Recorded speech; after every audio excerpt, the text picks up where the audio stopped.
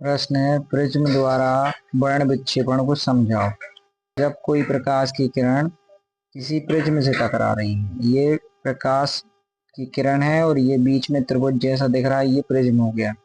जब ये प्रकाश की किरण प्रिज्म से टकराती है तो ये अपने अवयवी रंग 7 रंगों में बैगनी, जामुनी, नीला, हरा, पीला, नारंगी, लाल में टूट जाती है। और इनको हम नीचे से ऊपर की तरफ लिखते हैं और इनको याद करने की ट्रिक होती है बेजानी हैप्पी नाला, बेजानी हैप्पी नाला, और सारे ये नाम लिख देते हैं। इसको प्रकाश का वर्ण विक्षेपण कहते हैं और ये डायग्राम बना देते हैं। इसमें से प्रकाश का अपवर्तन का चित्र बनाइए। ये अपवर्तन का चित्र है, ये बीच में त्रिभुज जैसा दिख रहा है, ये प्रिज्म हो गया। और ये पी क्यू जो है, ये पी क्यू जो है, ये किरण हो गई दो। और जब हम इनको इस तरफ से देखते हैं तो ये किरणें हमें आर एस के रूप में दिखाई देती हैं। तो पहले प्रकाश की किरण इस तरह से आती है और ये डॉट डॉट में ना जाकर पहले सीधी मुड़ जाती है, फिर नीचे की ओर झुक जाती है। इसको कहते हैं अपन प्रकाश का अपवर्तन, और ये डायग्राम पेपर में आता है अपवर्तन के लिए। कुंडल प्रभाव क्या है? जब सामान्य विलयन से हम क्या करते हैं, कोई प्रकाश की किरण गुजारते हैं तो सामान्य विलयन जो होता है वो काला दिखाई देता है।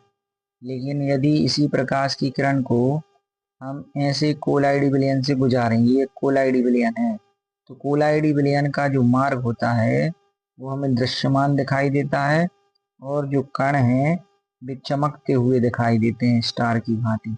इसको कहते हैं अपन कोलाइडी कण जो हैं वो प्रकाश का क्या कर रहे हैं, प्रकीर्णन कर रहे हैं। इसके बाद प्रश्न है, तारे क्यों टिमटिमाते हैं, सचित्र वर्णन कीजिए।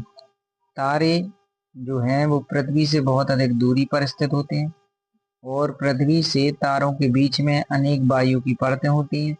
इन परतों से जब प्रकाश गुजरता है तो वह कई बार अपवर्तन करता है, इसलिए अपवर्तन के कारण भी हमें तारे टिमटिमाते हुए दिखते। आयु में वृद्धि के साथ साथ नेत्र की समंजन क्षमता कम हो जाती है। इससे निकट बिंदु दूर हट जाता है, जिस कारण से निकट की वस्तु स्पष्ट रूप से दिखाई नहीं देती है। इस कारण से आंखों का अभिनेत्रक लेंस जो है वो फोकस दूरी से अधिक हो जाने के कारण यह दोष उत्पन्न होता है, और इस दोष का निवारण है दो फोकस लेंस। स्वच्छ आकाश का रंग नीला दिखाई देता है, क्यों?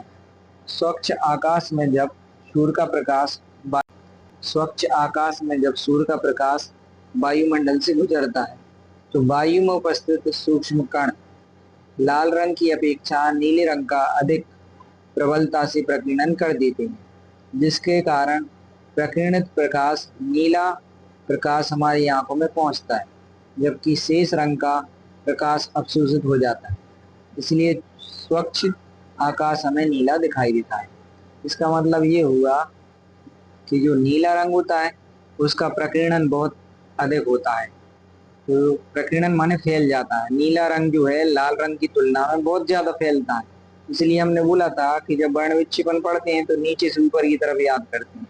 तो बेजानी हैप्पी नाला में जो बैगनी होता है वो ज्यादा से ज्यादा फैलता है, इसलिए हमें आकाश नीला दिखाई देता है। अगला प्रश्न, दूरदृष्टि दोष क्या है, इसके कारण और निवारण। नाम दूरदृष्टि है, इसको उल्टा याद रखते हैं। जब किसी मनुष्य को पास की वस्तु ना दिखाई दे तो उसे कहते हैं दूरदृष्टि दोष, और दूरदृष्टि दोष में ये चित्र बनता है। और दूरदृष्टि दोष का निवारण जो है अभिसारी लेंस, दूरदृष्टि का जो उसका जो निवारण है, दूरदृष्टि दोष का निवारण उत्तल लेंस के द्वारा होता है निकट दृष्टि दोष। निकट दृष्टि दोष क्या है, कारण निवारण। निकट दृष्टि दोष जो है उसमें व्यक्ति को निकट उल्टा करना पड़े, उसमें व्यक्ति को दूर की वस्तुएं साफ दिखाई नहीं देती। निकट दृष्टि दोष माने निकट का तो साफ दिखाई देगा लेकिन दूर की नहीं दिखाई देती है, तो उसको निकट दृष्टि दोष हो जाता है। और निकट दृष्टि दोष का निवारण अवतल दर्पण से करते हैं। देखो, उत्तल और अवतल दो अक्षर लिखे हमने। अवतल बड़ा अक्षर है तो बड़ा माने निकट भी बड़ा है, और उत्तल छोटा अक्षर है मतलब दूर।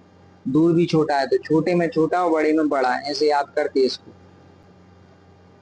फिर है प्रश्न अगला, किसी अंतरिक्ष यात्री, कोई अंतरिक्ष यात्री है, उसको आकाश नीले की जगह काला दिखाई देता है, क्यों? या हम कहें अंतरिक्ष में आकाश काला दिखाई देता है, क्यों? तो अंतरिक्ष में कोई माध्यम नहीं होता, सीधी बात, वायुमंडल नहीं होता, तो वहां धूल के कण भी नहीं होंगे, तो प्रकाश का प्रकीर्णन नहीं हो पाएगा। और हमें पता है प्रकाश का प्रकीर्णन सबसे ज्यादा नीला होता है। तो वहां जब कण ही नहीं है, वायुमंडल ही नहीं है, वायुमंडल की परतें नहीं है, तो प्रकाश का प्रकीर्णन नहीं हो पाएगा, इसलिए वहां काला दिखाई देता है। अगला प्रश्न है, इंद्रधनुष किस दिशा में बनता है? इसमें लाल रंग का क्या स्थान होता है?